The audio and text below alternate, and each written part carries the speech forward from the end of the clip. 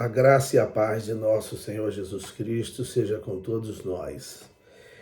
E estamos agora iniciando uma live e um vídeo sobre onisciência e onipresença.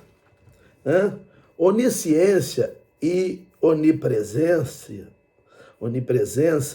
só Deus tem, mas ninguém tem. Só Deus tem onisciência e onipresença.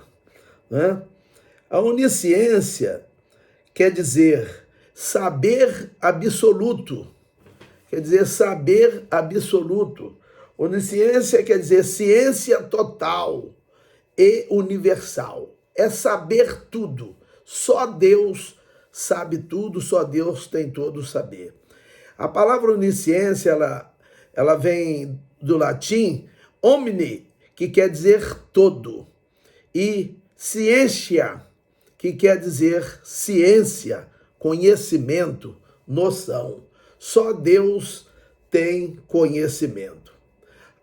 Onipresença quer dizer a faculdade de estar presente em toda parte ao mesmo tempo. Só Deus pode estar em toda parte ao mesmo tempo. Mas ninguém tem esta capacidade.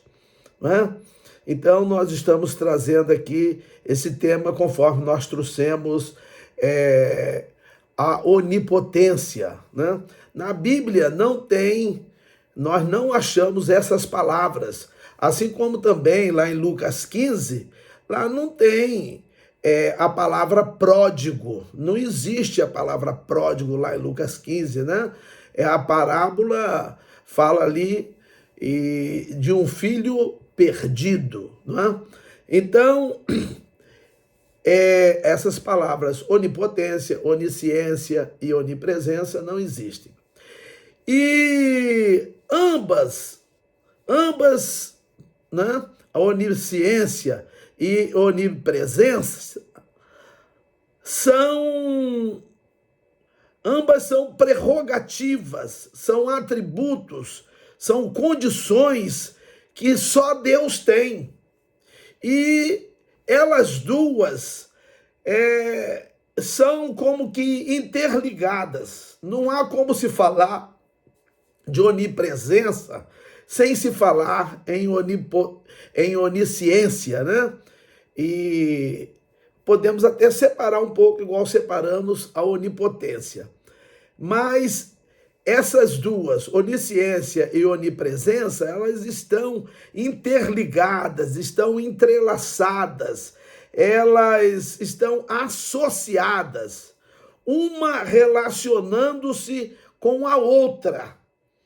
E vice-versa, Elas são recíprocas.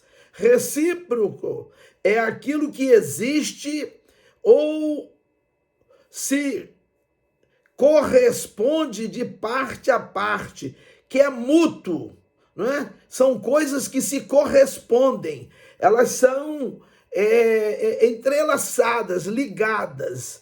Elas estão como que juntas, não há como fazer uma separação para falar de cada uma delas, Então, mas vamos começar tentando falar sobre onisciência. Onisciência, nós já vimos o que quer dizer, e quer dizer que Deus, ele sabe tudo. Deus sabe tudo. Lá em João, no Evangelho de Jesus Cristo, segundo escreve São João, está escrito lá no capítulo 16, no versículo 30, quando os discípulos dizem a Jesus: agora vemos que sabes todas as coisas. Que sabes todas as coisas. Eles viram ali a onisciência em Jesus, porque Jesus é Deus. Bem-vinda, Edneia Martins. Então, aqui eles falam isso. Também, nesse mesmo evangelho de João, que João escreve, no capítulo 21, 17, Pedro, ao ser questionado pela terceira vez, que Jesus questiona Pedro 3 vezes, né, dizendo, amas-me, né? Você me ama, Pedro? E Pedro disse a Jesus, tu sabes tudo. Tu sabes tudo, tu sabes que eu o amo. Então, nós vemos que Deus, ele sabe tudo. Ele sabe tudo. Né? Lá na carta de Tiago, nós vemos lá no capítulo 1, no versículo de número 5, lá fala assim, ó. E se algum de vós tem falta de sabedoria, peça a Deus. Toda sabedoria pertence a Deus. Não é? Então, nós precisamos pedir a Deus, se nós tivermos falta de sabedoria. Bem-vindos, Eliseu, André. Né? Então, nós precisamos pedir a Ele sabedoria. Sabedoria, né? Sabedoria. Lá em Eclesiastes,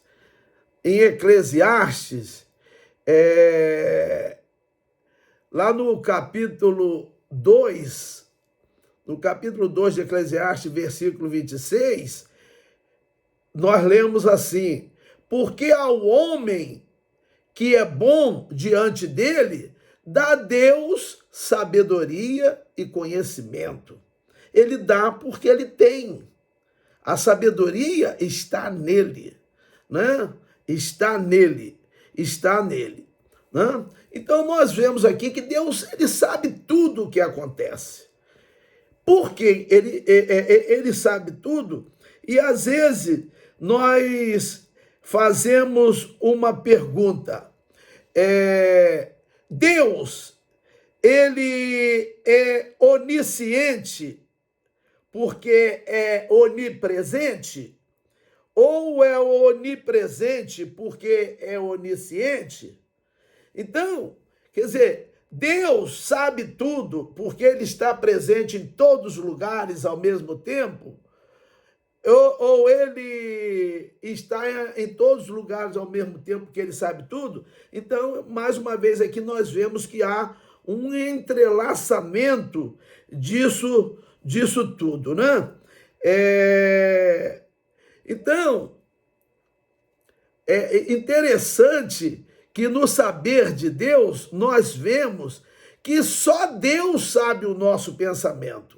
Mas ninguém sabe o nosso pensamento.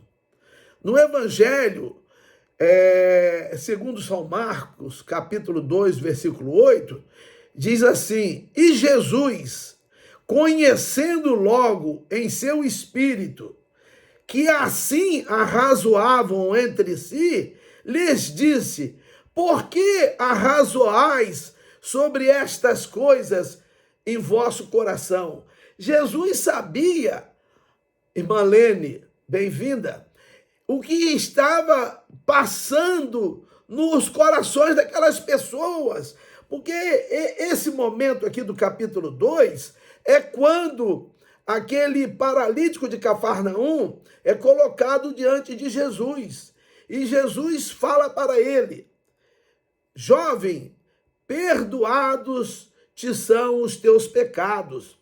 E aí, aquelas pessoas que estavam ali em volta, algumas pessoas começaram a pensar, né? Esse arrazoar, a pensar. Quem é ele para perdoar pecados? Só Deus pode perdoar pecados, né? E só pode perdoar quem é ofendido. E pecado é uma ofensa a Deus. Só Deus pode perdoar pecados. Irmã Lene, se alguém ofender a senhora, irmão Joel não pode perdoar no lugar da senhora. Quer ver uma coisa interessante? Nem Deus pode perdoar uma pessoa que ofendeu a mim no meu lugar. Ele perdoa aquela pessoa, porque aquela pessoa... Mas eu posso não perdoar. Mas Deus perdoa a pessoa é perdoada daquele pecado, mas eu que fui ofendido não quis perdoar. E vou ter consequências, porque lá em Mateus 6,15 está escrito: se não perdoardes aos homens os seus pecados, Deus também não vos perdoará os vossos pecados. A gente quer ser perdoado, mas às vezes não quer perdoar. Eu não vou perdoar, porque o que fez, não, mas eu quero ser perdoado. Então, se eu não perdoar, Deus também não me perdoa. Não é? Mas entendeu bem como é que é aqui o perdão? Então, quando Jesus falou isso, eles começaram. Jesus conhece. Ele sabe tudo, até pensamento Jesus sabe. Deus sabe todas as coisas, não é? Deus sabe tudo, Jesus é Deus. Deus sabe tudo. Mesmo Jesus estando na forma de homem, igual Filipenses fala lá, que ele aniquilou-se a si mesmo. Capítulo 2 de Filipenses diz assim, a partir do versículo 3, nada façais por contenda ou por vanglória, mas por humildade. Cada um considere os outros superiores a si mesmos. Ninguém atente para o que é propriamente seu, mas também para o que é dos outros. Que haja em vós o mesmo sentimento que houve também em Cristo Jesus, que mesmo sendo em forma de Deus, não teve por usurpação o ser igual a Deus, mas aniquilou-se a si mesmo. Jesus diminuiu-se a si mesmo, tomando a forma de servo, fazendo-se semelhante aos homens, e achado na forma de homem, humilhou-se a si mesmo, sendo obediente até a morte e morte de cruz. Mas ainda assim, Jesus sabia, ele sabia o pensamento das pessoas. Mas agora, esse Jesus, depois que ele é morto na cruz e depois que ele ressuscita ao terceiro dia, porque ele é morto na sexta e ressuscita na manhã de domingo, né? Sexta, sábado, domingo, ele ressuscita, né? E aí, ele, quando aparece aos discípulos lá em Mateus 28, 18, ele diz: é-me dado todo o poder nos céus e na terra. E dentro desse poder tem essa capacidade de saber tudo, que é a onisciência, né? E ele sabe, é o único que conhece o nosso pensamento. No Salmo 94, versículo 11, diz que o Senhor, ele conhece os pensamentos do homem, que são vaidade. Ele fala, né? Que são vaidade. E em Mateus 9:4 diz: mas Jesus, conhecendo os seus pensamentos, diz: por que pensais mal em vosso coração? Né? Então, nós vemos aqui, né, que ele conhece com profundidade. Né? No Salmo 139, versículos 1 a 6, diz assim: Senhor, tu me sondaste e me conheces. Né? Sondar quer dizer perscrutar, quer dizer analisar com profundidade. O Senhor me sondou, o Senhor me examinou profundamente e o Senhor me conhece. Tu conheces o meu assentar e o meu levantar. De longe entendes o meu pensamento. Deus, né? O salmista, no Salmo 139, fala assim.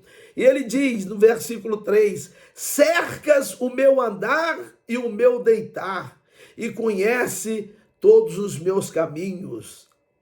Sem que haja uma palavra na minha língua, eis que, ó Senhor, tudo conheces. Antes que eu fale qualquer coisa, antes que eu pense, Deus já sabe, por por causa da onisciência dele. Onisciência dele. Né? E o versículo 5 diz: tu me cercaste em volta e puseste sobre mim a tua mão. E o último versículo 6 aqui fala: tal ciência é para mim maravilhosíssima, tão alta que não a posso atingir, né? E que é a onisciência de Deus. Deus conhece, né? Deus conhece. Então, nós já vimos aqui uma parte do conhecimento de Deus. Deus sabe tudo. Deus sabe tudo, não é? Agora, vamos falar um pouco sobre a onipresença. A onipresença, em Provérbios 15:3, diz que os olhos do Senhor estão em todo lugar. Bem-vindo, Wagner Mendes, Sônia Alcântara. Eles estão em todo lugar, contemplando os maus e os bons. Deus está vendo tudo. Às vezes nós nos questionamos: por que Deus deixa acontecer isso? Por que Deus ele não age? Meus irmãos, nós pensamos como humanos, não é? Deus não tem a pressa que eu tenho. O tempo não conta para Deus. Lá em 2 Pedro 3:8 e também no Salmo 90, que é um salmo de autoria de Moisés, diz que para Deus um dia é como um ano e um ano como um dia. Para Deus não conta. Nós temos pressa, né? Muitos têm pressa de chegar ao começo do mês para receber o pagamento. A gestante tem pressa de ver o seu filho nascer. A pessoa tem pressa do avião sair, do trem sair, do ônibus. Tem pressa de sair do trem. Nós somos levados pelo tempo. Nós damos valor ao cronos, que quer dizer tempo, né? Cronômetro é o que mede o tempo. Nós vivemos medindo o tempo, cuidando do tempo, mas para Deus não. Agora, Ele está vendo tudo. Ele está vendo tudo, não é? E Ele, a hora que Ele quer, Ele age. Ele é Deus. É diferente. Nós queremos ver Deus conforme nós nos vemos. Nós somos feitos à imagem e semelhança dele, né? Mas nós não somos Deus. Deus é Deus, que é onipotente, onisciente, onipresente, né? Então, Deus, ele está, os olhos do Senhor estão em todo lugar, contemplando os maus e os bons. Em Hebreus 4:13, diz que e não há criatura alguma encoberta diante dele. Antes, todas as coisas estão nuas e patentes diante daquele com quem temos de tratar. Então, Deus, ele sabe tudo e ele está presente. Não adianta a pessoa querer fugir dele, que não há como fugir. Às vezes a gente fala: Deus está no céu. Não, Deus está no céu. Deus está na terra. Olga Almeida, Sônia Alcântara, Wagner Mendes. Deus está em todo lugar, irmã Lene. Então, um abraço aí para o irmão Joel, para a família. Olha bem, então, para todos vocês que estão aqui participando, então, nós temos que atentar para essa palavra, a palavra de Deus que diz: e não há criatura alguma encoberta diante dele. Antes, todas as coisas estão nuas. Está nu, não tem o que esconder. E patentes aos olhos daquele com quem havemos de tratar. Não tem escapatória. Às vezes a gente pensa, né? Mas não tem. Porque ele é onipresente, ele está em todo lugar. Os olhos do Senhor estão em todo lugar, contemplando os maus e os bons, não é? E nós vimos ali também nós vemos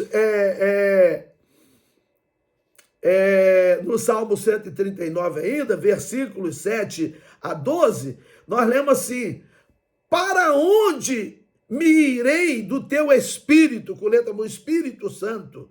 Ou para onde fugirei da tua face? Como é que eu vou fazer para me esconder do Senhor? Não é? Aí ele diz no versículo 8: se subir ao céu, tu aí estás. Se fizer no Seol ou Sheol, que é inferno, ou Hades também, a minha cama, eis que tu ali estás também. Porque Deus está em todos os lugares. A gente fala que Deus está só no céu, não é? Não, mas Deus está em todos os lugares, né? Todos os lugares Deus se faz presente. A presença de Deus é patente em todos os lugares, não há um lugar sequer, não é? Vamos supor, tem um templo que é sagrado, Deus está lá. Mas tem também um boteco que o povo está bebendo, enchendo a cara, Deus está lá. Deus está lá onde tem balada, Deus está lá. Onde tem um abrigo, uma moda, Deus está lá. Lá no lugar das meretrizes, das prostitutas, todo lugar Deus está.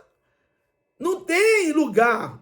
Aí ele diz assim: se tomar as asas da alva, se habitar nas extremidades do mar, até ali a tua mão me guiará, e a tua destra me susterá. Se disser, de certo que as trevas me encobrirão, então a noite será luz à roda de mim. Nem ainda as trevas me escondem de ti, mas a noite resplandece como o dia. As trevas e a luz são para ti a mesma coisa. Não adianta, né? Se alguém se esconde num lugar escuro, né? Agora são 10h35 aqui, em Americana, onde eu estou. Bem-vinda, Ruth! Bonfim, um abraço aí na família, no Givaldo, nos filhos, neto, toda a família, um grande abraço. Então, Deus, se eu estiver numa maior escuridão, pensando que eu estou me escondendo, para Ele, escuridão é igual claridade. Então, nós vemos que Deus, nós vimos lá separado, onipotente, tem todo o poder. Vimos que Deus é onisciente, Deus sabe tudo. Deus sabe tudo. E Deus é onipresente. Qualquer lugar, qualquer situação, a pessoa, mas eu vou me esconder disso. Mas de Deus ninguém se esconde. Nós vimos aqui no Salmo 139, versículos 7 a 12, nós vimos aqui, né? E eu queria concluir com 2 versículos de Eclesiastes, os 2 últimos versículos do livro de Eclesiastes, que tem como autor o sábio Salomão. Ele diz no capítulo 12, que é o último, versículos 13 e 14, ele fala assim, o 13: de tudo que se tem ouvido, o fim é: teme a Deus e guarde os seus mandamentos, pois esse é o dever de todo homem. Né? E no 14 ele diz: porque Deus há de trazer a juízo toda obra. Né? Ele vai trazer toda obra a juízo, incluindo tudo que está encoberto, quer seja bom, quer seja mal. Quer tenha praticado bem, quer tenha praticado mal,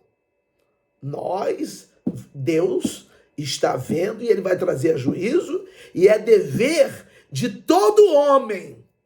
Ah, mas eu não sou religioso, eu não acredito na Bíblia, eu não acredito em Deus, eu não acredito em nada, mas a Bíblia diz que é dever de todo homem temer a Deus e guardar os seus mandamentos, porque Deus vai trazer a juízo toda obra, inclusive aquilo que a gente pensa que está encoberto.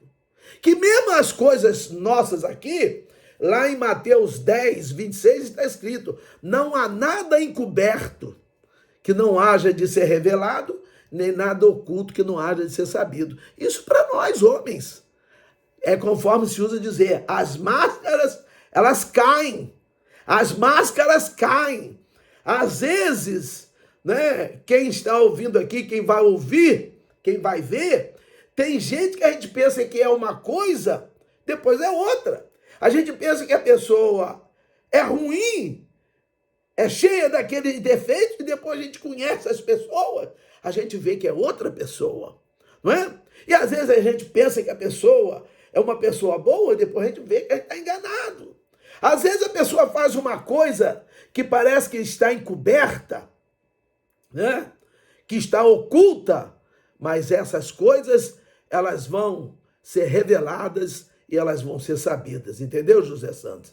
A paz do Senhor. Então, prestemos atenção nisso. Né? Eu vou repetir o versículo. Né? Eclesiastes 12, 13. Diz assim: de tudo que se tem ouvido, o fim é. A conclusão é essa: teme a Deus e guarda os seus mandamentos, pois este é o dever de todo homem. Não interessa, né?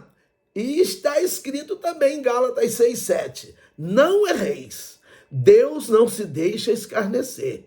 Tudo que o homem semear, isto também ceifará. Quem semear coisa boa, vai colher coisa boa.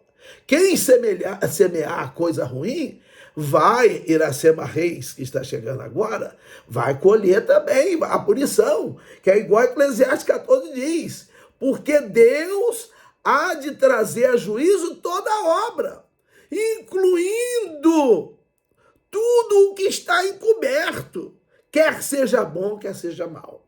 Não é? Então nós aprendemos hoje sobre a onisciência, que Deus sabe tudo, e a onipresença, que Deus está em todos os lugares ao mesmo tempo. A onipotência, a onisciência e a onipresença, essas três palavras não existem na Bíblia, mas elas são mostradas contextualmente, não é? A gente consegue vê-las na Bíblia, né? E o que eu quero dizer com isso? Então nós vemos que todo poder pertence a Deus, todo saber pertence a Deus, né? E Deus está em todos os lugares, no mesmo momento. No mesmo momento. Que o Senhor continue abençoando a todos nós, em nome de Jesus.